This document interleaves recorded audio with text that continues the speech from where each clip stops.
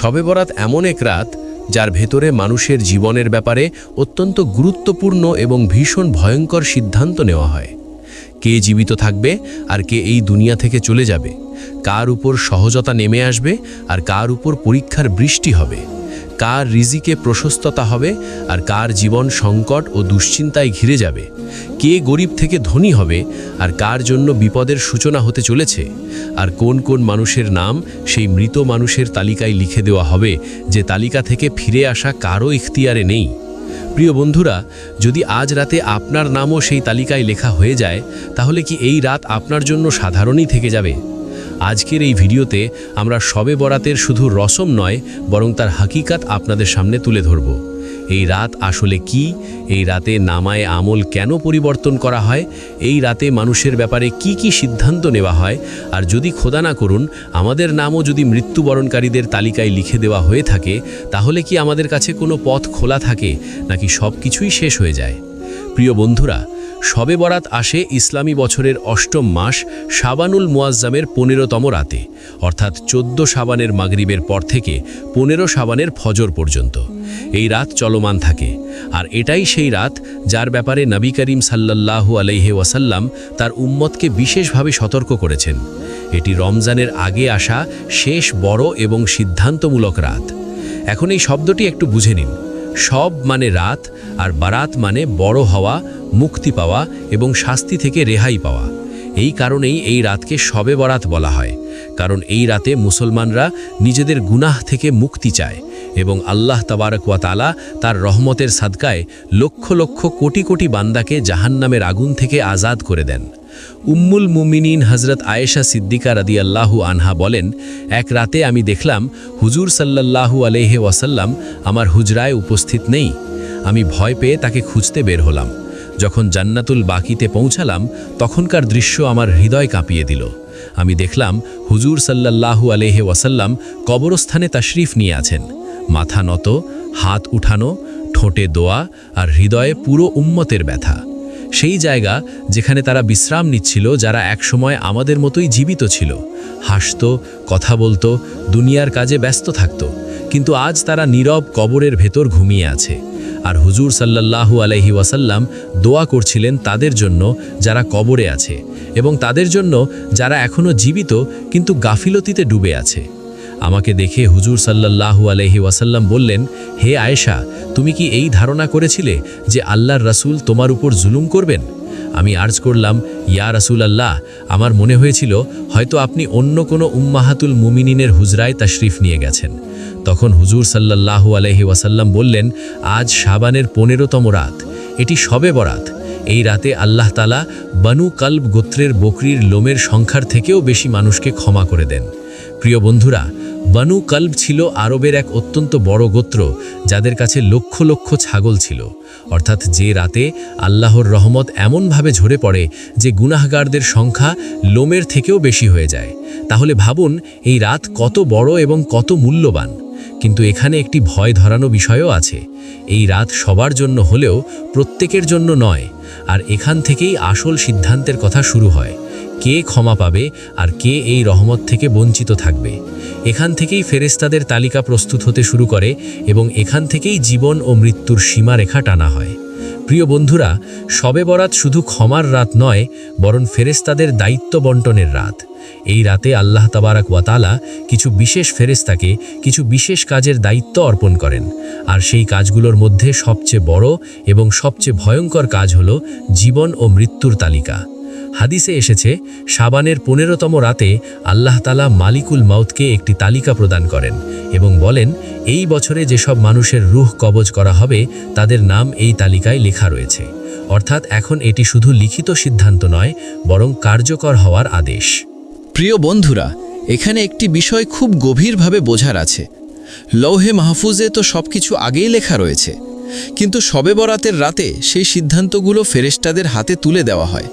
আর এটি এই বিষয়েরই আলামত যে সেই সিদ্ধান্তগুলোর কার্যকর হওয়ার সময় খুব কাছে এসে গেছে। এখন একটি দৃশ্য কল্পনা করুন। একজন মানুষ তার দোকান বাড়াচ্ছে, একজন বাড়ি নির্মাণ করছে, কেউ বিয়ের প্রস্তুতিতে ব্যস্ত, কেউ নিজের সন্তানদের ভবিষ্যতের স্বপ্ন দেখছে। কিন্তু সেই একই রাতে তার নাম মৃত্যুবরণকারীদের তালিকায় লেখা হয়ে গেছে। সে নিজে জানে না, তার পরিবার জানে না, তার বন্ধুরাও জানে না, কিন্তু ফেরেশতারা জানে এটাই শবে বরাতের রাত। এই রাত স্বপ্ন দেখায় না, হকিকত দেখায়।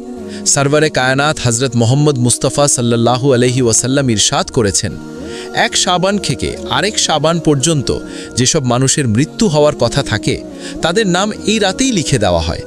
এমনকি মানুষ বিয়ে করে, তার সন্তান জন্ম নেয়, অথচ তার নাম ইতোমধ্যেই মৃত্যুবরণকারীদের মধ্যে লেখা হয়ে গেছে। প্রিয় বন্ধুরা, এখানে এসে একটি খুব বড় প্রশ্ন জন্ম নেয়। যদি নাম লেখা হয়েই যায়, তাহলে কি দোয়ার কোনো উপকার আছে? কি তকদির পরিবর্তন হতে পারে? এই প্রশ্ন প্রতিটি হৃদয়ে জাগে। এই প্রশ্নের উত্তর নবী করিম সাল্লাল্লাহু আলাইহি ওয়াসাল্লাম একটি উদাহরণের মাধ্যমে দিয়েছেন। এক ব্যক্তি মরুভূমিতে সফর করছিল। দুপুরবেলা একটি গাছের নিচে বিশ্রাম নেওয়ার জন্য থামল। সে তার উটটি গাছের সঙ্গে বেঁধে নিজে শুয়ে পড়ল। কিছুক্ষণ পর যখন তার ঘুম ভাঙল, সে দেখল উটটি নেই। মরুভূমিতে উট হারিয়ে যাওয়া মানে মৃত্যুকে আহ্বান জানানো। সে চারদিকে দৌড়াতে লাগল, কিন্তু কোনো চিহ্ন পেল না। ক্লান্ত হয়ে আবার সেই গাছের নিচে এসে বসে পড়ল। তৃষ্ণায় কাতর হয়ে মৃত্যুর অপেক্ষা করতে লাগল। কিছুক্ষণ পর তার চোখ লেগে গেল। যখন সে চোখ খুলল, সে দেখল তার উটটি সমস্ত মালপত্র সহ তার সামনে দাঁড়িয়ে আছে। সে আনন্দে আত্মহারা হয়ে ভুল শব্দ বলে ফেলল, হে আল্লাহ, তুমি আমার বান্দা আর আমি তোমার রব। আসলে সে বলতে চেয়েছিল, তুমি আমার রব আর আমি তোমার বান্দা। হুজুর সাল্লাল্লাহু আলাইহি ওয়াসাল্লাম বললেন, যেভাবে সেই ব্যক্তি তার উট ফিরে পেয়ে চরম আনন্দিত হয়েছিল, আল্লাহ তাআলা তার থেকেও বেশি খুশি হন যখন কোনো বান্দা তওবা করে তার দিকে ফিরে আসে। প্রিয় বন্ধুরা, এই উদাহরণ একটাই কথা বোঝায়, ফয়সালা লেখা যেতে পারে, কিন্তু রহমতের দরজা বন্ধ হয় না। যদি বান্দা সত্যিকার অর্থে ঝুঁকে যায়, ভেঙে পড়ে, চোখের পানি ফেলে, আল্লাহ নিজের ফয়সালার ভেতর রহমতের দিক যুক্ত করে দেন। কিন্তু এখানে একটি কঠোর বাস্তবতাও আছে, সবাই এই রহমতের হকদার হয় না। হাদিসে এসেছে, এই রাতে আল্লাহ তাআলা সবার ক্ষমা করেন, কিছু দুর্ভাগা লোক ছাড়া। প্রিয় বন্ধুরা, শবে বরাত আসলে রহমতের বৃষ্টির রাত, একটি এমন রাত যাতে আল্লাহ তাবারাক ওয়া তাআলা নিজের রহম ও করম দিয়ে সমগ্র সৃষ্টির দিকে দৃষ্টি দেন। কিন্তু প্রতিটি বৃষ্টিতে যেমন কিছু জমিন পানি শোষণ করে নেয় আর কিছু জমিনে পানি জমেই না, ঠিক তেমনই নবী করিম সাল্লাল্লাহু আলাইহি ওয়াসাল্লাম নিজে ইরশাদ করেছেন, আল্লাহ তাআলা শাবানের 15তম রাতে সমস্ত সৃষ্টিকে ক্ষমা করেন, কিন্তু মুশরিক ও অন্তরে বিদ্বেষ পোষণকারী ব্যক্তিকে নয়। অর্থাৎ এই রাত এত বড়, এত বিস্তৃত, এত রহমতে ভরা, তারপরও কিছু মানুষ এর থেকে বঞ্চিত থেকে যায়। এখন প্রশ্ন হলো, এই দুর্ভাগা লোকগুলো কারা? প্রথমত শিরককারী, যে আল্লাহ ছাড়া অন্য কারোর সঙ্গে অন্তরের আশা বেঁধে ফেলে, যে সেজদার হক অন্যকে দিয়ে দেয়। শবে বরাত তাওহীদের রাত, আর শিরক এই রাতের সবচেয়ে বড় দেয়াল। দ্বিতীয় হলো অন্তরে বিদ্বেষ পোষণকারী, যে বাইরে হাসে কিন্তু ভেতরে ঘৃণা লালন করে, যে বছরের পর বছর কাউকে ক্ষমা করতে পারে না। হাদিসে এসেছে, আল্লাহ বলেন, এদের দুজনকে ছেড়ে দাও যতক্ষণ না তারা পরস্পরের সঙ্গে মিলমিশ করে।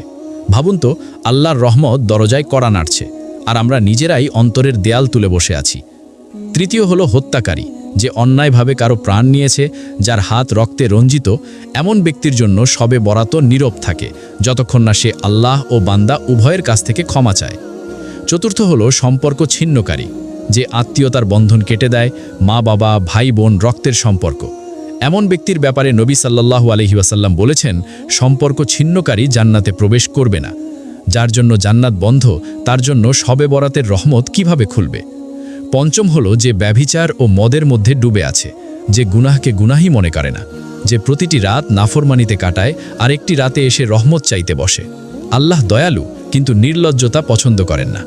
প্রিয় বন্ধুরা, এসব কথা ভয় দেখানোর জন্য নয়, জাগানোর জন্য। কারণ যদি এই মানুষগুলো আজকের রাতে সত্যিকার অর্থে তাওবা করে, তাহলে আল্লাহ আজও বনু কালব গোত্রের বকরির লোমের সংখ্যার থেকেও বেশি ক্ষমা করতে সক্ষম। এখন আবার সেই কবরস্থানের দৃশ্যটি মনে করুন। হুজুর সাল্লাল্লাহু আলাইহি ওয়াসাল্লাম কবরগুলোর মাঝে দাঁড়িয়ে আছেন। সেই কবরগুলো যা একদিন জীবিত মানুষের ঘর ছিল, সেই মানুষগুলো যারা একদিন আমাদের মতো স্বপ্ন দেখত আর আজ নীরবতায় ঢাকা পড়ে আছে। শবে বরাত আমাদের এই বার্তাই দেয়, মৃত্যু হঠাৎ আসে না, মৃত্যু আগে লেখা হয়, আর আল্লাহ মৃত্যুর আগেই তাওবার সুযোগ দেন। প্রিয় বন্ধুরা, এখন আর প্রশ্ন এটা নয় যে শবে বরাত কি, প্রশ্ন হলো এই রাতে আমরা কে, রহমতের হকদার নাকি সেই তালিকায় লেখা মানুষ? এখান থেকেই আমলের কথা শুরু হয়। এই রাতে কি করা উচিত, কি করা উচিত নয়, আর কিভাবে এই আশা রাখা যায় যে আল্লাহ আমাদের নাম রহমত প্রাপ্তদের মধ্যে লিখে দেবেন। বন্ধুরা, এতক্ষণ আমরা শবে বরাতের হকিকত বুঝেছি, ফয়সালার রাত, জীবন ও মৃত্যুর তালিকা, ক্ষমা ও বঞ্চনার পার্থক্য। এখন শেষ এবং সবচেয়ে গুরুত্বপূর্ণ প্রশ্ন, এই রাতে আমাদের কি করা উচিত? সবার আগে একটি বিষয় পরিষ্কারভাবে বুঝে নিন, শবে বরাতে এমন কোনো নির্দিষ্ট ইবাদত নেই যা ফরজ বা ওয়াজিব, এবং নবী করিম সাল্লাল্লাহু আলাইহি ওয়াসাল্লাম থেকে বিশেষভাবে প্রমাণিত। কিন্তু এই রাত নফল ইবাদতের রাত, দুয়ার রাত, তাওবার রাত। এই রাতে প্রথম কাজ হলো সত্যিকার তাওবা। তাওবা ছাড়া কোনো ইবাদত পূর্ণ প্রভাব দেখায় না।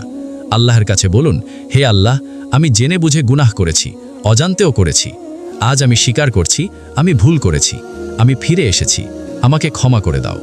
মনে রাখবেন, তাওবা শব্দ দিয়ে নয়, হৃদয় দিয়ে হয়। দ্বিতীয় কাজ হলো নফল ইবাদত। 2 রাকাত নফল, 4 রাকাত নফল, যতটুকু তাওফিক হয়।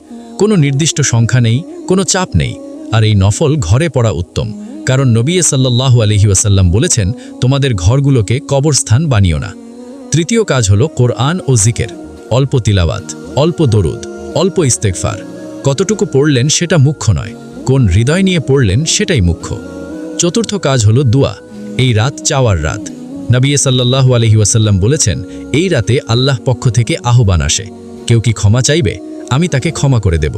কেউ কি চাইবে, আমি তাকে দান করব। তাই নিজের প্রয়োজন লুকাবেন না।